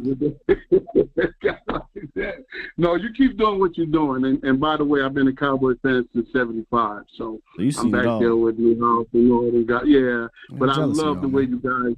I love the way you guys handle yourself. I love to see you and Roch when y'all, talk about. I mean, I really do. With Law and Wes Coach Sonora, I really enjoy. I wish it was a way I can put you guys against them 4-letter people. You know exactly what I'm talking about. I used to say that all the time. You guys talk about serious stats. You guys go to serious stats. You guys go to, and these guys don't want to do it. And one more thing, and one thing I don't like is when people talk about Dak had the 17 interceptions. One thing that bothers me the most when the adversary talks about, Dak had 17 interceptions. Let's go and let's look at the videotape of all the 17 interceptions and let you explain them. They don't never want to do that because all those was not Dak's fault. Dak may have had about anywhere from 7 to 10, and I've seen it. But it was never 17. But nobody talk about Josh Allen and all the other people that are making these crazy, ridiculous interceptions. But anyway, like I said, keep doing what you're doing. You know, every now and then I'm going to definitely call in to try to make sure to talk about something that's real. You have a good day. And let's go Cowboys. I just got to laugh, man. I can't get over it. Clebo, you gave me something today, boy. Ooh-wee. Did I poll it? I didn't even ask y'all. Would anybody? I mean, I need the biggest Dak fan in the world to step forward right now. I had to poll this thing on. I don't want to do it on Twitter. Twitter messy. Any of y'all be pissed off or trying to spin this thing into some negative light? If we did something we ain't done in 30, yeah. What are we doing? 2 more, man. We getting the heck up out of here. 757. What's good? What's going on, Sky? What's up with you? Back to him. Yeah, man, you got a Dak fan here, man. What you talking about it, man? Well, perfect. Let me ask you this question. Let me ask you. You're a Dak fan, right? You a Cowboy fan too, right? Let me make sure of that because there's a conspiracy theory out there that if you support this quarterback, you're not a Cowboy fan. So you're a Cowboy fan too. Cool. How upset would you be if the Cowboys win a Super Bowl with Trey Lance? Not at all. All right, here you go. Go ahead. Not at all. I'm asking all y'all. I'm a supporter of whatever quarterback we got on this team, man. I'm a supporter, man. Right. I mean, if they're good, right? Yeah, if he's good, yeah. Yeah. I'm gonna say that. I'm not gonna just look at Dak has his flaws too, but I'm gonna support him. Same thing with Tony Romo. When Romo was up here, of course before that wasn't much to support. I mean, not support, but you know what I mean. We didn't have much. Yeah. But yeah, man. Aside of that, though, man, I'm just say, as far as I'm gonna be quick, man. Linebackers, man. I'd like to see us go get Christian Kirksey, man. I like him. I see when the Texans, and he could play inside and out, and he was actually good for them. So I like to see us go get a guy like him, man. And he's been in the league for 9 years, only 30. So I like to see us go get a guy like him, man. When I seen him. When I seen they released him, I said, yeah. I said we could look into that. But also, man, I like to see who you think gonna get number 1, man. The jersey number 1, man. I like to see a dog get it. You know who got the jersey right now? I feel like that. Brandon Aubrey got that number right now. Oh, really? Yeah, okay. yeah. So he might have to come up off that. Yeah, man. I like to see a. I feel like it's been disrespected the last couple of years with Calvin Joseph, man. I'm looking at the corners right now. Eric Scott, Noah Igbenogany, potentially. Somebody said give J. Lou number 1, give Deuce Vaughn number 2. Deuce number 2, yeah. I like to see that. I don't know why. I just feel like 1 at linebacker would be so hard. Like Damone Clark wearing number 1 or something. That'd be dope. Oh, yeah, Marquise Bell. Yeah, that'd be pretty dope too. Yeah. Yeah, like you said, I like to see that 1 instead of that 33, man. I like to see that 1 instead of that 33 better. Yeah, I'm with you. Damone Clark, I would love to see Damone Clark rocking that 1, actually. That'd be pretty dope. Yeah. Definitely. And, I know everybody, people talking about, maybe bringing Malik Davis back or, looking for a running back, man. I think one thing, I don't know if it's been mentioned, that has been realized, man, Ronald Jones pretty much still on this team, man. But he's not available. He's on a reserve list suspension. Yeah, I know he's on reserve suspension, but, he's, they didn't do anything with him. So I think they kind of, Well, because they have his rights. You think they try to roll Ronald? Huh? I mean, they have his rights. There was really nothing. You didn't have to do anything, if that makes sense, right? Like, you didn't have to cut him. Yeah. Because it's not like what he did was he ain't shoot up the club. You know what I'm saying? It wasn't no gun underneath him. He ain't selling drugs. He ain't doing none of that. So there really wasn't like a reason to cut him at that point in time because you carried 90 people on the roster and he's not costing you a roster spot now. I think people looking at the running back spot is more so for practice squad, right? Like what if something happens to one of the running backs? You need to call somebody up from the practice squad. Now, once we get to week 3, bro, then that Ronald Jones question will come back to light. Yeah, absolutely.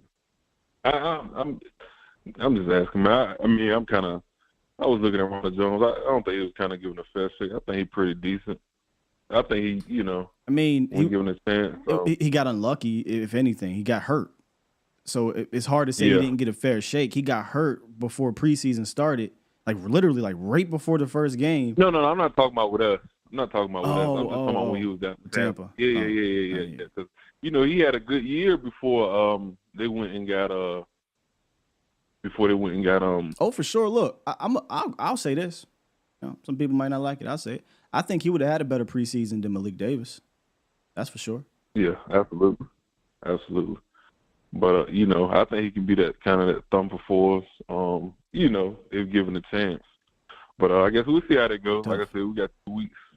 A few weeks before we even see him. So yeah, man, that's all I got for right now, man.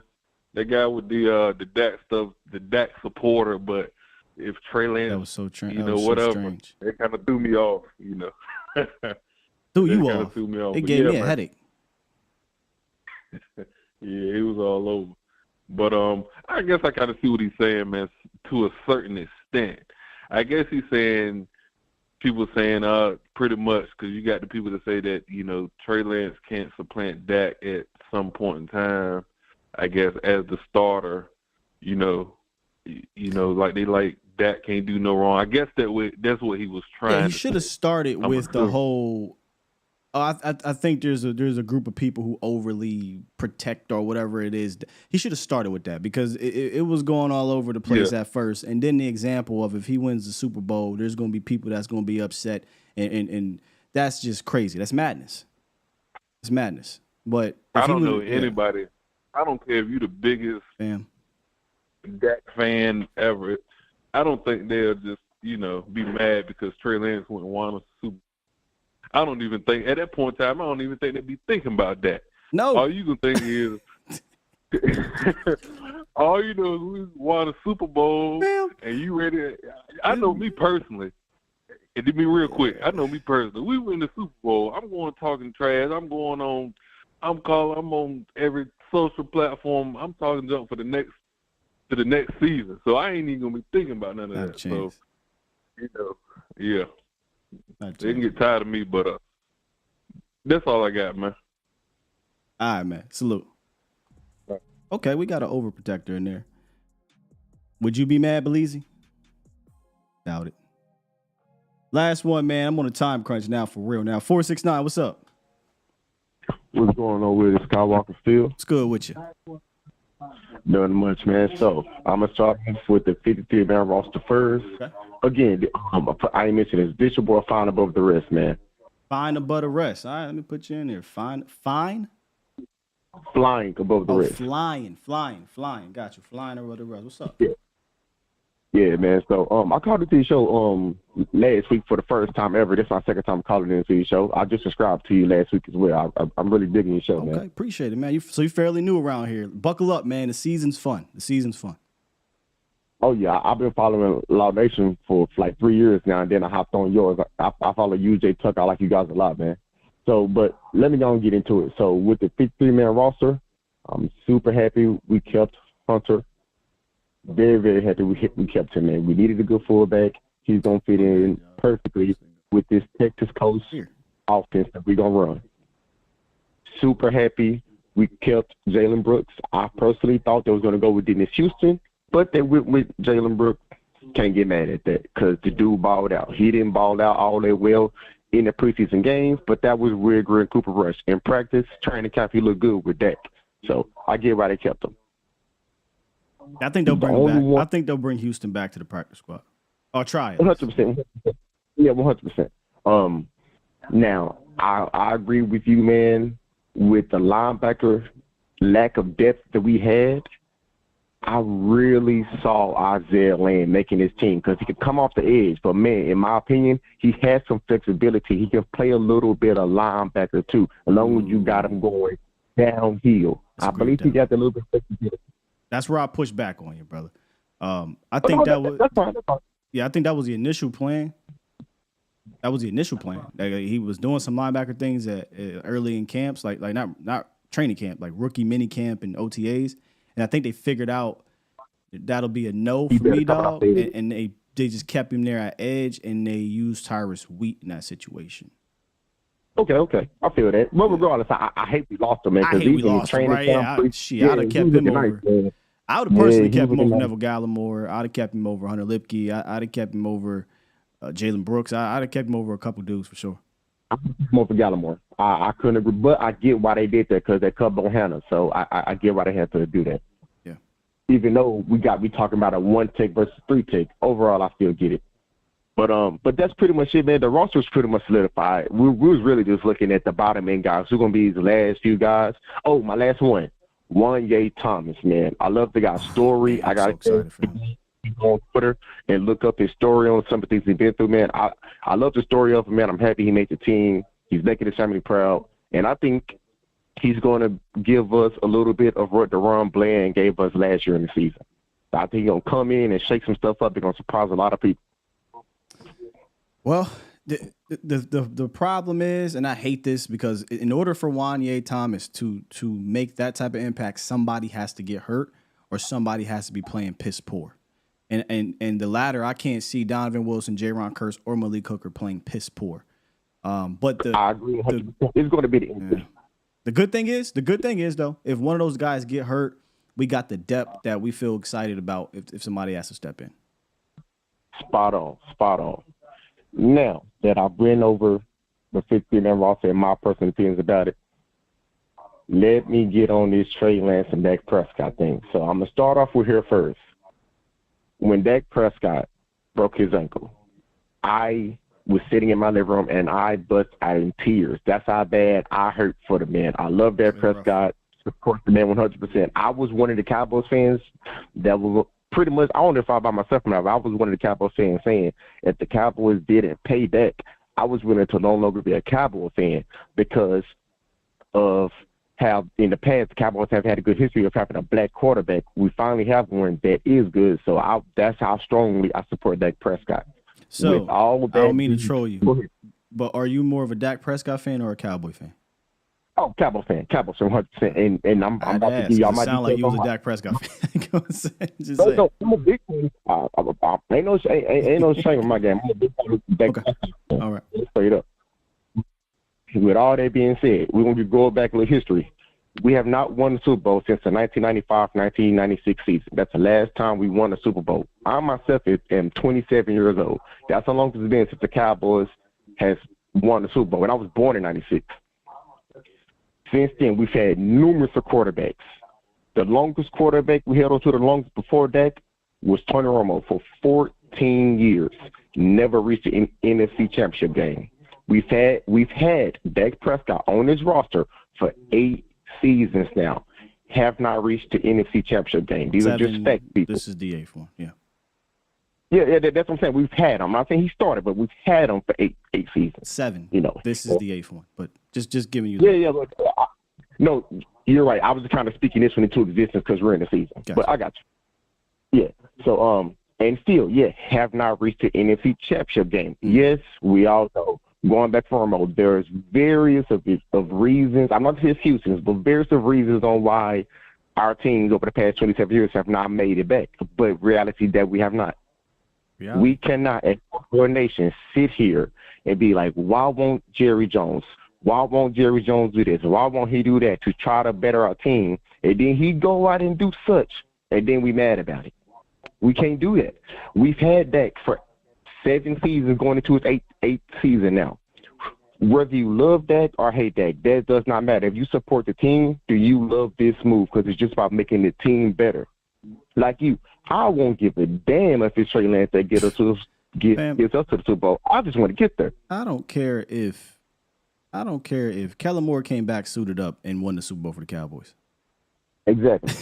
I can give a damn. Because I guarantee you, the Eagles don't care that it was Nick Foles that got them the Super Bowl. They don't care. They don't care at all, man. And with that being said, man, I gotta be real. With me being a Dak Prescott fan, the writing is definitely on the wall. Not saying this season. I'm not saying this season. But because now we ain't talking football. We talking Cowboys football. And if you know what I'm talking about, you know there's a difference. The Cowboys do stuff different from all other 31 teams. Cowboys do football differently here. And with the Cowboys and how Jerry Jones move around with contracts, Stephen Jones move around with contracts, I can definitely see this is a life insurance policy. When Dak Prescott contract is up with a no trade clause, unless it gets super ugly and Dak come out and be like, trade me with a no trade clause, they can't trade Dak. Right. Plus all the money.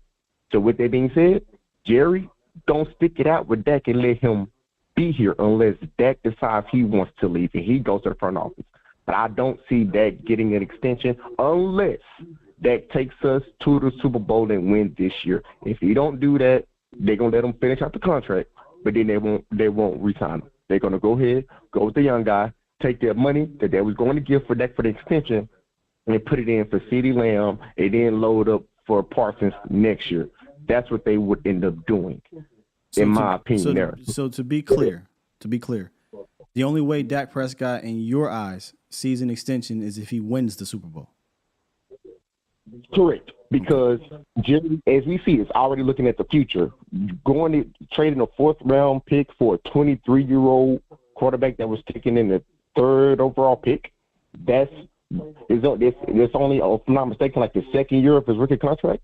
Oh yes, and the Cowboys got time to pick up that 5th-year option too. The Cowboys are going to want to save money at the quarterback position, which they have now with getting Trey Lance. So I'm just trying to give you a chance here. What is the other context with that?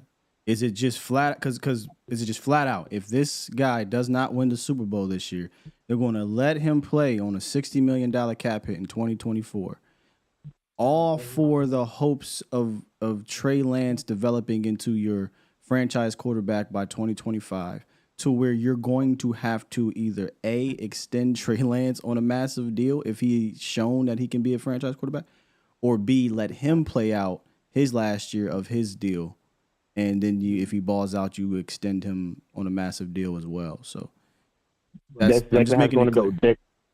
No, yes, 100%. So that 5th-year option of Trey Lance, that's going to be the year that he starts and he's going to get a chance to play, and then he's going to get his big extension after that. And that's going to be after Micah and CeeDee Lamb has already gotten their money. That's heavy, brother. I mean, I could spend a lot of times pushing back on you, but I'm exhausted at this point. I'll just say this. I would be extremely surprised if Dak Prescott is playing on a $60 million cap hit next year. Extremely surprised. There we go. So you haven't been extremely surprised by the move the Cowboys front office has made this entire offseason? They're giving us the new blueprint. They're moving differently. They are doing what you're supposed to do to win championships. These are positive things. Correct. These are great things. Yes, which you're speaking of is not. Which you allowing him to stay on a $60 million cap hit, especially because, again, I try to give you a chance to give me context. So you just said he has to win the Super Bowl. I can tell you something right now, sir. If Dak Prescott goes out here and he has a fantastic regular season, they get to the NFC Championship game, he plays very well in the NFC Championship game, I would bet you whatever you want to bet that they will extend Dak Prescott. I will bet you that. But we'll play your game. Because you didn't include any context. You didn't include any.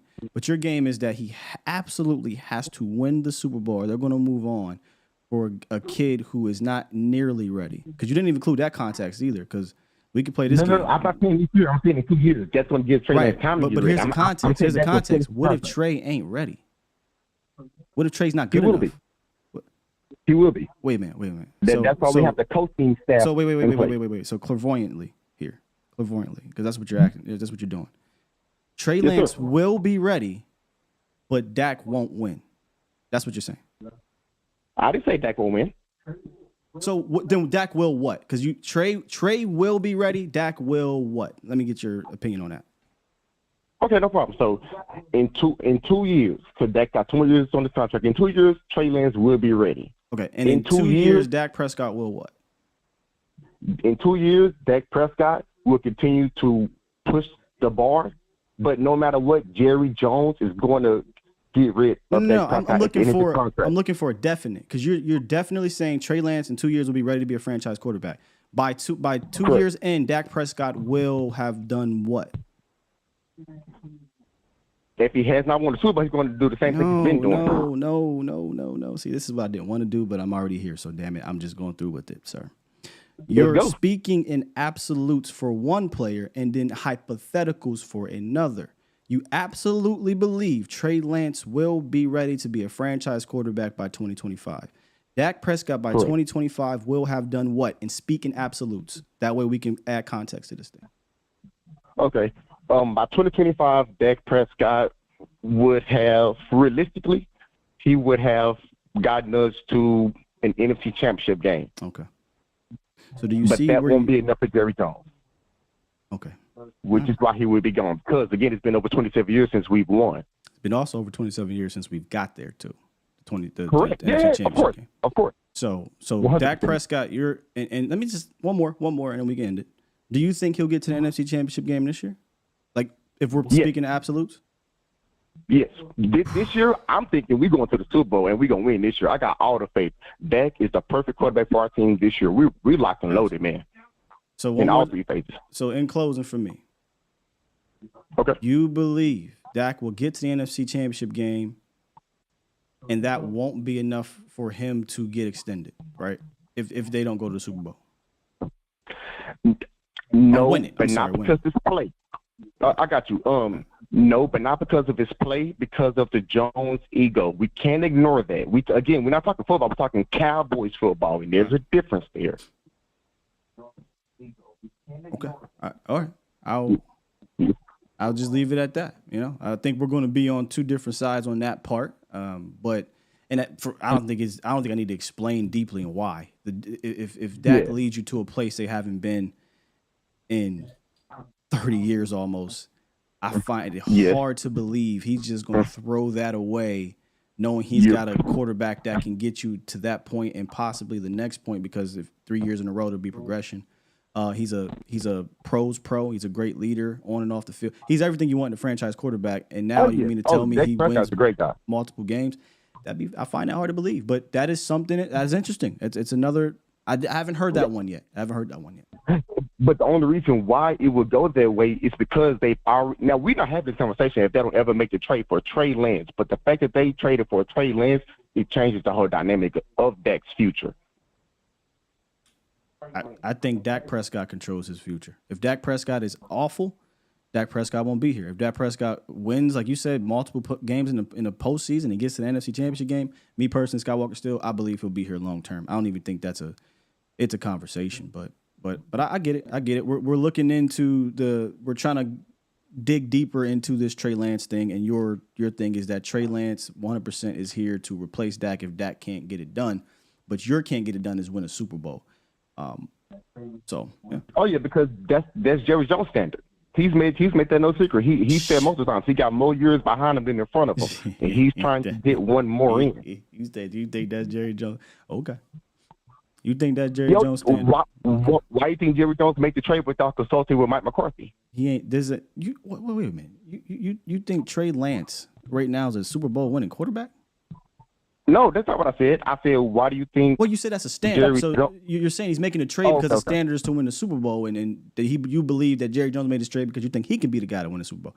I think they made a trade to upgrade their backup quarterback position, right, and to have a young guy on the come. I've said this many a times that this is the perfect quarterback room you want to have: franchise guy, veteran backup, developmental guy that you hope can come through the waivers. It's that simple to me. I'm not looking at it any deeper like this. But if Jerry Jones was all about winning the Super Bowl, trust and believe me, many different things would have happened over the last 15 years that have not happened. I don't believe Jerry Jones gives that much about winning the Super Bowl. That's something that he wants to do, but he's more worried about other things. Now, Will McClay and these other guys, sure, thank God they're here. But I just had to laugh when you say his standard is winning Super Bowls. If his standard was winning Super Bowls, trust and believe me, we'd have been doing things completely different over the last 15 years. That's all I'm saying. I couldn't agree with you more. Skywalker. Still, you're right on point, man. I'm just happy that this offseason, I'm seeing a different change in the front office, and that's what's giving me this new perspective based on the new way I see them moving. Yeah, I mean, they're setting us up to do it. So. Oh yeah, listen, I'm super proud of the team, man. And anybody listening, don't get where flying above the rest is coming from, man. I love the Dallas Cowboys. I bleed blue and white when it comes to my Cowboys, man. Like, I love my Cowboys, and I believe this year we have everything in place. You're right. Our QB room just became a lot more better, more skill, more knowledge, and we got Dak as the team captain leading the ship. Mr. Walter Payton Man of the Year himself, one of only 3 active players in the league who still hold that title. So, super duper great for Trey Lance to come in and learn behind a guy like that. And I hope this becomes a Jordan Love, Aaron Rodgers situation. The Packers drafted Jordan Love in the first round. Aaron Rodgers went back-to-back MVPs. I would love to see something like that for Dak. That's kind of where my mind is envisioning we're going in with this. Yeah.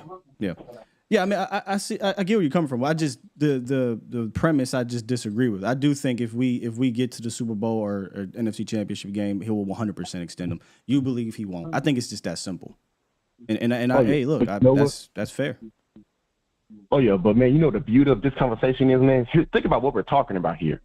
We gotta have a good ass team for us to be having this type of conversation right here, man. This is truly a blessing. I want all Cowboy Nation to remember that. Our situation here is a blessing, y'all. We ain't set up like a lot of teams. We are freaking loaded, y'all. Let's rally behind our team. Let's support the team, the whole team, man, because we're gonna need it. We're gonna have enough of the 3 and the 4 left networks attacking us because we got to start. So let's support the team. Let's rally behind our team. Cowboy Nation, stand the fuck up. It's your boy flying above the rest, and I'm out. Salute, man. Appreciate you. Flying above the rest. I salute flying above the rest because he understands that I'm definitely going to have conversations, and not everybody can enjoy that. Not everybody can digs actual debates and me questioning thoughts. And that's why I open the phone lines, because I'm not opening the phone lines just for y'all to talk. All right, man, thanks, peace, and we out. No, y'all want to talk. We want to have this conversation, and that's what I want to do. And I know people don't like that, and that's fine. And I got to the bottom of what he was saying, and it's flat out simple for me. If he gets to the NFC Championship game, I absolutely think they'll extend him. He does not believe that.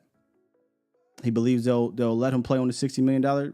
I find that hard to believe too. And he also doesn't believe he's going to request a trade. So there's just things I have to ask these questions. I can't fake it to y'all. I can't just sit here, and sometimes some people say off the wall things, and I'm just like, y'all know y'all crazy. But there's other times I'm like, what do you mean by that? And I want to know. It's that simple, man. It's that simple. I'm already way past where I need to be. Got meetings I gotta hit, and lots going on over the next 2 days. So, y'all are crazy in this chat, man. Y'all crazy in this chat, but I appreciate the chat, man. Even those who don't like the calls, even those who are opposed to me debating, opposed to me questioning. I've always been asked questions, guy. Get to the bottom of things. But gotta go. Appreciate y'all. Hit that like button on the way out if you enjoyed the show. Shoot that subscribe button up. I shouldn't say that. We just traded. Hit the subscribe button if you are new here. We had a caller who called in and said they just came through last week. I think you're in for a treat this regular season. How we do things around here. It's pretty cool. I will be back though for Vacha's show, and then tomorrow I will not be. But I'll let y'all know about all that tomorrow. With that said, man, I'm gonna go ahead and hit this button and get to it. Gots to go. We out of here. Love y'all.